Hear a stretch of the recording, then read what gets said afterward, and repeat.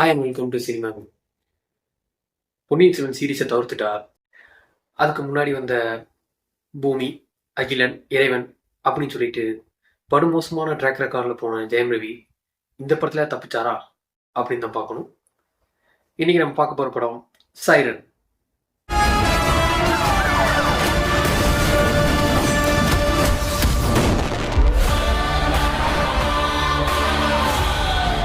இந்த காம்பினேஷன் எங்கே போய் முடிய போகுது?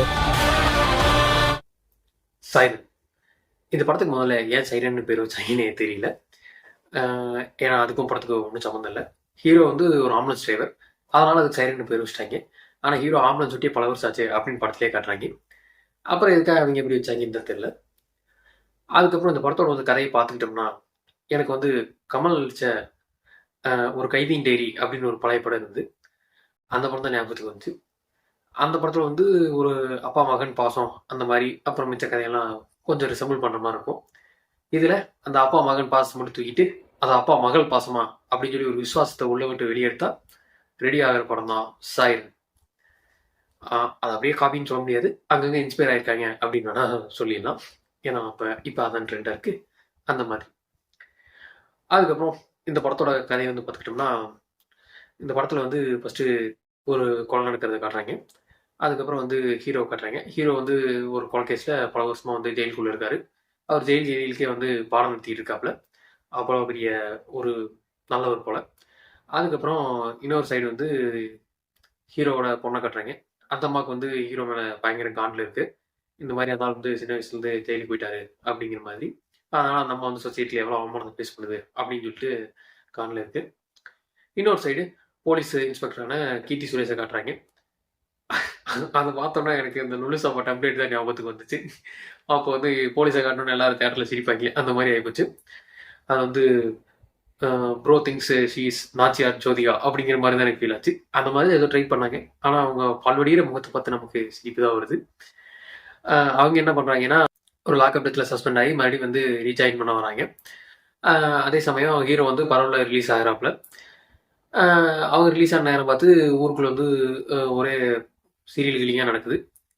சீரியல் கில்லிங் சொல்ல முடியாது, தொடர்ந்து கொலை நடக்குதுன்னு வச்சுக்கலாம். அப்போ வந்து இதுக்கெல்லாம் காரணம் யார் அப்படின்னு சொல்லி கீர்த்தி சுரேஷ் வந்து இன்வெஸ்டிகேட் பண்ண போகிறாங்க. அவங்க இன்வெஸ்டிகேட் பண்ணி கண்டுபிடிச்சாங்களா, ஹீரோக்கு அவங்களுக்கு என்ன சம்மந்தம், ஹீரோ ஒரு பொண்ணோடு சேர்ந்தாரா இல்லையா, இப்படிங்கிற பல கோணங்களில் வர்றதான் இந்த சைரன். சைரனுக்கு அதுக்கு என்ன சம்மந்தம் அப்படிங்கிறதும் அதுக்கு தெரியாதுன்னு வச்சுக்கோங்களேன். பார்த்தா இதெல்லாத்தையும் சொல்லியிருப்பாங்க. பெர்ஃபார்மன்ஸ் அப்படின்னு வந்து பார்த்துக்கிட்டா ஜெயம் ரவி வந்து முக்கால்வாசி படத்தில் வந்து நார்மண்டையோட தான் வராப்புல. அதாவது எது மெச்சூர்ட் ஆக்டிங் அப்படின்னு வந்து சொல்லியிருக்காங்கன்னு பார்த்தா மண்டைக்கு டை அடிக்காமல் நடிக்கிறதா அப்படின்னு யாரோ ஜெயம் ரவி விட்டு சொல்லியிருப்பாங்க போல. அது தப்பு இல்லை. அது வந்து ஒரு கொஞ்சம் அவர் கேரக்டர் வந்து ஒரு 45+ அப்படிங்கிற மாதிரி இருக்கும் போல இருக்கிறதுனால அவர் வந்து கொஞ்சம் நரமண்டையோட நான் நடிச்சிடறேன் அப்படின்னு நடிச்சிருக்காப்புல. அது மட்டும் இல்லாமல் அவர் வந்து பாடி லாங்குவேஜ் பார்த்தா டிஃப்ரெண்டாக இருக்கும். அவர் அந்த சின்ன வயசு பர்சனில் பார்க்கும்போது கொஞ்சம் பாடி ட்ரிம் பண்ணியிருக்காப்புல. அதுக்கப்புறம் அவர் கொஞ்சம் பேசுறது ஓடுறது வரதெல்லாம் வந்து ஒரு எம்குமரன் ஃபீலில் பண்ணுவாப்புல. அதுக்கப்புறம் இதில் வந்து பார்த்துக்கிட்டா சார் என்ன சார் அப்படின்ட்டு நார்மல் ஃப்ளோவில் கொஞ்சம் ஸ்லோவாக பேசுறது, கொஞ்சம் பாடி லாங்குவேஜ் எல்லாம் கொஞ்சம் மாற்றி கொஞ்சம் பாடியெல்லாம் போட்டு அப்படின்னு கொஞ்சம் நல்லா பண்ணியிருந்தாரு. அந்த வேரியேஷன் வந்து நமக்கு தெரியுது அப்படின்னு சொல்லலாம். அதுக்கப்புறம் வந்து கீர்த்தி சுரேஷ் வந்து ஓகே, அவங்க மூஞ்சி தான் சுட்டாங்க. மற்றபடி வந்து பெர்ஃபார்மன்ஸாக வந்து பார்த்துக்கிட்டா எல்லா சீன்லையும் முறைச்சிக்கிட்டே வந்து நல்லா பண்ணியிருக்காங்க அப்படின்னு சொல்லலாம். எப்போ பார்த்தாலும் அவங்களுக்கு யாராவது வந்து காலில் சுடு தண்ணி ஊற்றிடுவாங்க போல, மூஞ்சி எப்பவுமே உருன்னு வச்சு நடிங்க அப்படின்னு வந்து டேரக்டர் சொல்லியிருக்காரு போல. அதனால படத்தில் அவங்க வர சீன்லாம் அவங்க பல்லே தெரியாது. நீங்கள் வேணா பாருங்களேன், எந்த சீன்லையுமே அவங்க பல்லு தெரியாது. பேசுகிறப்ப மட்டும் தான் தெரியுமே தவிர மற்ற நேரத்துலாம் அவங்க சிரிக்கவே மாட்டாங்க, பொறுமையாக தான் இருப்பாங்க. அது ஒரு மாதிரி நல்லா இருந்துச்சு சொல்லலாம். அடுத்து வந்து அனுப்பமா வந்து ஒரு சின்ன போர்ஷன் மாதிரி வராங்க. அவங்க வந்து ஓகே நல்லா பண்ணிட்டாங்க அப்படின்னு சொல்லலாம். அதுக்கப்புறம் யோகி பாபு அவர் பண்ண காமெடி. வழக்கமாக யோகி பாபு வந்து தேவை இருக்கோ இல்லையோ ஒரு 4 டைலாக் கொடுத்தோம்னா அது 4 பக்கம் டைலாக்காக பேசி வரவன் போகிறவன்னு ஒரு லாஜிக் இல்லாமல் மரியாதை இல்லாமல் பேசிக்கிட்டு இருப்பாப்புல. அதெல்லாம் காமெடின்னு சொல்லி நம்மளை ஏமாற்ற ட்ரை பண்ணிட்டு இருந்தார் இவ்வளோ நாளாக. இந்த படத்தில் வந்து அதையும் சில இடத்துல பண்ணியிருக்காரு. அது இல்லாமல் சில இடத்துல வந்து கொஞ்சம் காமெடியெலாம் நல்லா இருந்துச்சு அப்படின்னு சொல்லலாம் சில இடத்துல. அதுக்கப்புறம் வந்து ஸ்க்ரீன் பெயின் வந்து பார்த்துக்கிட்டா அதான் சொன்ன மாதிரி ஒரு கைதியின் டைரி அதை எடுத்துட்டாங்க. அப்போ அதை வந்து கொஞ்சம் பட்டிட்டிங்கிறீங்க பார்த்து இந்த காலத்துக்கு ஏற்ற மாதிரி மாற்றணும் இல்லையா. அதனால் வந்து அதில் ஒரு பரவல் ரிலீஸ் ஆகிறாப்புல, அப்புறம் வந்து ஒரு மாதிரி ஃபேமிலி அந்த சென்டிமெண்ட் அப்படின்னு காமிக்க ஆரம்பிக்கிறாங்க. அதுக்கப்புறம் வந்து கொலை நடக்க ஆரம்பிச்சோன்னே ஒரு பயங்கரமான ஒரு த்ரில்லர் மோடுக்கு போயிடுறாங்க. அது வந்து யார் அடுத்து யார் அடுத்து அப்படிங்கிற மாதிரி ஒரு இன்வெஸ்டிகேஷன் மோடில் போகுது. போயிட்டு இன்டர்வல் வந்து ஒரு மாதிரி நல்ல ட்விஸ்டோட இன்டர்வல் விட்டாங்க அப்படின்னு சொல்லலாம். அதுக்கப்புறம் இன்டர்வல் முடிச்சுட்டு செகண்ட் ஹாஃப் போனோமே அதுலேயும் வந்து ஒன்றும் தப்பு இல்லை. அதுலேயும் வந்து அந்த அந்த இன்வெஸ்டிகேஷன் மோட்லேயே இருந்தாங்க. ஃப்ளாஷ்பேக்கும் வந்து கொஞ்சம் வெயிட்டாக இருந்தது அப்படின்னு சொல்லலாம். பரவாயில்ல நல்லா தான் இருந்துச்சு அப்படின்னு வந்து ஸ்க்ரீன் ப்ளே சொல்லலாம். அதுக்கப்புறம் மியூசிக்கு படத்தில் அங்கங்கே வந்து சின்ன எமோஷனல் மூமெண்ட்ஸ்லாம் வந்து சின்ன சின்ன பாட்டாக யூஸ் பண்ணியிருப்பாங்க. அந்த பாட்டெல்லாம் வந்து நல்லா இருந்துச்சு அப்படின்னு சொல்லலாம். பட் ஃபுல் லென்த்தாக பாட்டு யூஸ் பண்ணியிருந்தாங்க. அது வந்து நல்லா இல்லை அப்படின்னு தான் சொல்லணும். அந்த மாதிரி தான் இருந்துச்சு.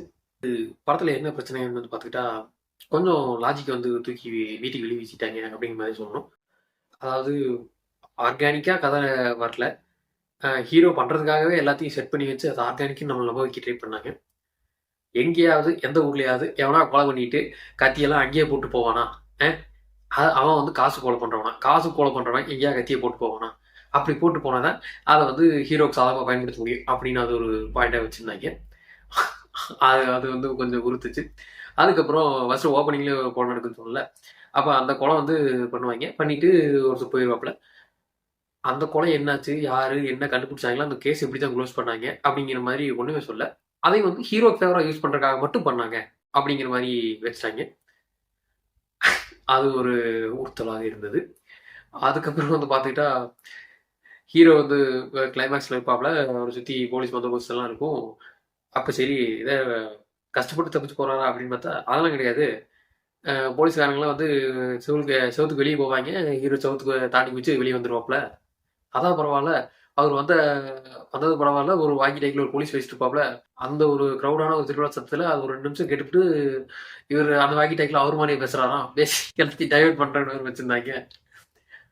அதுவும் வந்து பயங்கர ஒரு ஃபன்னா போயிடுச்சு. இந்த மாரி வந்து அங்கங்க கொஞ்சம் லாஜிக்கெல்லாம் தூக்கி வீட்டுக்கு வெளியே வீசின காரணத்தினால், கொஞ்சம் சைரன் சத்தம் கம்மியாகி விட்டது அப்படின்னு தான் சொல்லணும். மத்தபடி பார்த்துக்கிட்டா கொஞ்சம் டீட்டெயிலிங்லாம் வந்து நல்லா பண்ணியிருந்தாங்க அப்படின்னு சொல்லலாம். அதாவது அந்த கொலையெல்லாம் பண்ணும்போது வந்து ஒவ்வொரு கொலையும் வந்து ஒவ்வொரு ஃபேமஸ் கில்லரோட பேட்டர்னில் பண்ணுவாங்க. அது வந்து நல்லா இருந்துச்சு சொல்லலாம். ஒரு ஒரு ஃபர்ஸ்ட்டு கொலை வந்து பார்த்துக்கிட்டா ஒரு டார்ச் லைட்டு கம்பியில் வச்சு பண்ணுறது. 2வது கொலை வந்து பார்த்துக்கிட்டா ஒரு மாதிரி ஏர் ட்ரம்மை பிளாஸ்ட் பண்ணி கொள்வது. அதுக்கப்புறம் பார்த்துக்கிட்டா சைனைடு கொடுத்து கொள்வது அப்படின்னு சொல்லிட்டு அதுக்கெல்லாம் கொஞ்சம் ரிசர்ச் ஒர்க்லாம் பண்ணி டீட்டெயிலிங்காக சொல்லியிருந்தாங்க. அதெல்லாம் வந்து கொஞ்சம் பார்க்குறதுக்கு நல்லா இருந்துச்சுன்னு சொல்லலாம். மொத்தத்தில் இந்த சைரன் வந்து எப்படி இருக்குது அப்படின்னு வந்து பார்த்துக்கிட்டா நல்ல ஒரு கதை தான். ஓரளவுக்கு டீசெண்டான ஸ்க்ரீன் ப்ளே எடுத்துட்டாங்க. கொஞ்சம் அங்கங்கே இல்லாஜிக்கலாக போயிட்டாங்க. மற்றபடி ஒன்றும் தப்பில்லை அப்படிங்கிற அளவுக்கு வந்ததுனால இது ஒரு முன்னாடி வந்து ஜெயம் ரவி படத்தெல்லாம் கம்பேர் பண்ணால் இது ரொம்பவே நல்லா இருக்குன்னு சொல்லலாம். மற்றபடி ஜென்ரலாக பார்த்தா இது வந்து ஒரு ஒரு டீசெண்டான வாட்ச் அப்படின்னு வந்து சொல்லலாம். இந்த படத்துக்கு என்னோட ரேட்டிங் வந்து 6.5 அவுட் ஆஃப் 10. இந்த வீடியோ பிடிச்சிருந்தா லைக் பண்ணுங்க, ஷேர் பண்ணுங்க, கமெண்ட் பண்ணுங்க, சப்ஸ்கிரைப் பண்ணுங்க. மறக்காம கீழே இருக்கிற பெல் பட்டனை தட்டி விட்டுருங்க. தேங்க்ஸ் ஃபார் வாட்சிங்.